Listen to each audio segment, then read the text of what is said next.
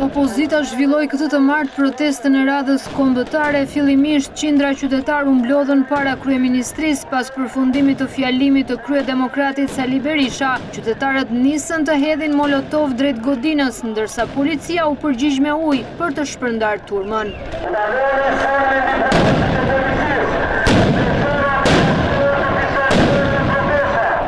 Pas rreth një ore gjysmë protest para kryeministrisë, protesta u zhvendos para kuvendit, një skenar i ngjashëm me atë të protestës së 24 janarit. Edhe aty pati tensione pasi protestuesit u përplasën me policinë dhe disa prej tyre tentuan të hynë në godinë.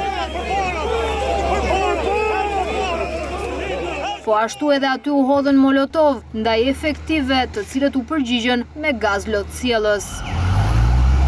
Sekretari i përgjithshëm i Partisë Demokratike Flamur Noka deklaroi se protestat nuk do të ndalen dhe se revolta do të vazhdojë duke u shtuar. Skenari është revolt përballje. Protesta vazhdon tek kryeministria, vazhdon këtu.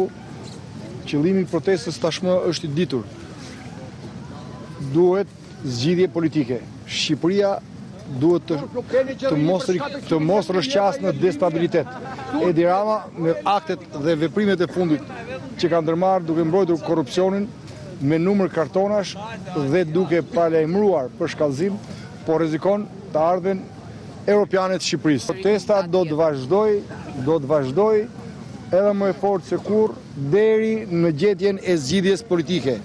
Vetëm zgjidhja politike është zgjidhje për Shqipërinë. Ne nuk do të ndalemi, revolta do vi duke u shtuar dhe sigurisht kur revolta vjen duke u shtuar, dihen që revoltës qytetare dhe kryengritjes qytetare nuk mund të përballojë asnjë regjim, jo më një narkoregjim i kalbur siç është ky. Para parlamentit, Noka pranoi se skenari i protestave është revolt dhe përballje.